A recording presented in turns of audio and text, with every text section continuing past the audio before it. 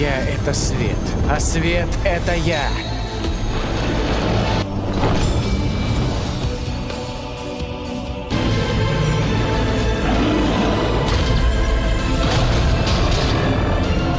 Лун Хаочень прошел тяжелое испытание Трона Вечности и Творения. Он сразился с силой, равной миллиону маны, и сумел выстоять. Его наградой был сильнейший Трон Печати. В этот момент сияние в небе стало ярче, и голос прозвучал: «Лун Хаочень, следуй направлению судьбы, чтобы выяснить истинную причину появления демонов 6000 лет назад и не допустить дальнейшего разрушения мира. Божественный престол Вечности и Творения появился благодаря разрушению плана и будет восстановлен вместе с ним. Ты избранный.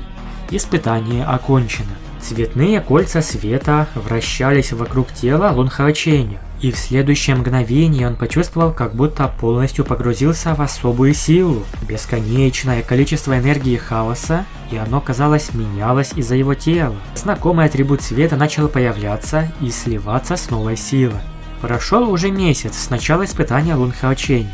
Цаер и остальные ожидали его снаружи. В тот момент, когда Лун Хаочень стал обладателем Трона Вечности и Творения, произошли удивительные явления, ужасное колебание духовной энергии. Скульптура, представляющая Трон Вечности и Творения, ярко засияла.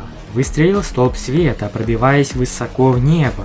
Даже с расстояния в сотни километров это зрелище можно было четко увидеть. Лун Синьюй понял, что это связано с Троном Вечности и Творения. Может, у Лун Хаоченя вышло? Появился гигантский трон, 300-метровый, сияющий 9 цветами. Его величие заставляло замереть даже демонические армии, охраняющие перевал. Они чувствовали невыносимое давление. Даже воины 3-го уровня и 4-го теряли силы.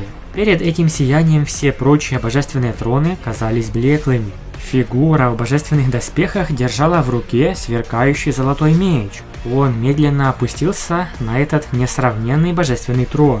Это было так, как если бы Бог снизошел на человеческий мир. Да, это был Лун Хаочень.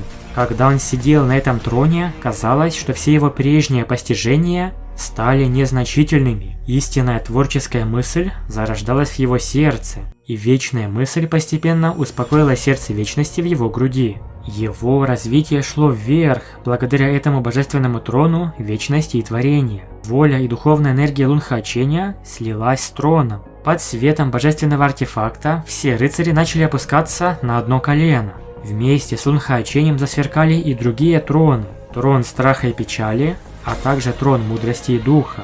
Ведь в то же самое время с Лун Хаоченем проходили испытания тронов и Джан Фанфан и Хань Юй. Это самое большое событие за 6000 лет, прошедших с момента основания Храма Рыцарей. Первоначальный божественный трон наконец-то обрел хозяина, Лун Хаоченя. Он получил одобрение Трона Вечности и Творения, и от имени Храма Рыцарей получил титул Божественного Рыцаря Превосходства и Лидерства.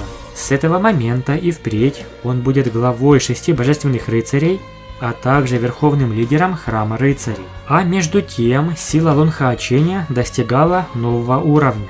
Духовная энергия постоянно увеличивалась, в то время как сила света сливалась с силой Вечного Царства. Божественный трон Вечности и Творения полностью воплощал свою роль как сверхбожественного артефакта, и его внушительная аура не была той аурой, с которой могли бы сравниться другие троны печати. Лун Синьюй был горд за своего сына.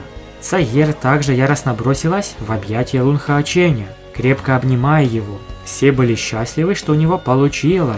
Однако, только-только спустившись на землю, Лун Хаочень серьезным тоном сказал, что Хао Юэ уже не мог подавить свой собственный прорыв. Они вдвоем начали пробиваться через барьер ранга. Лун Хаочень и Хао Юэ должны попасть в его прежний мир немедленно, иначе не успеют вовремя. Сила Хао Юэ могла уничтожать колонны, и его эволюция была чрезвычайно важна. У всех были серьезные выражения лица. После слов Лун Хаоченя их глаза наполнились волнением. Даже Хань Юй и Джан Фанфан не были исключением.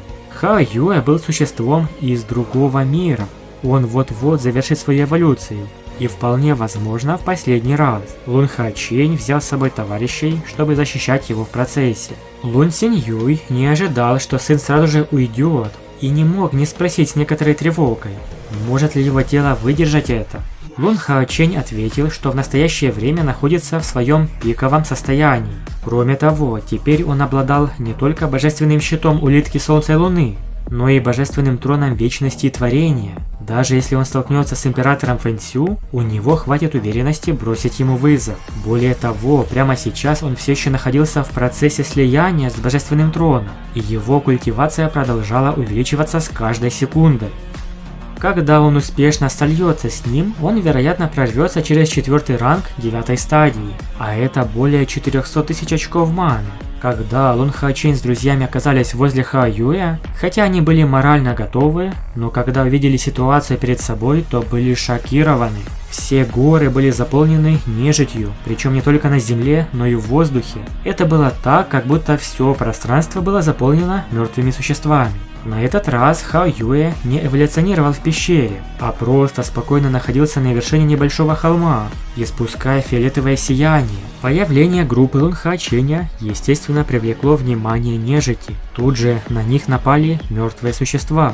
Сообщение, которое Хао Юэ дал Лун Хаоченю, было очень простым. На этот раз прорыв займет очень много времени. Пройдя испытания Божественного Трона Вечности и Творения, Лун Хаочень все еще находился в процессе слияния с троном. В результате его правая рука все еще держала золотой меч, сверкающий восьмицветным нимбом.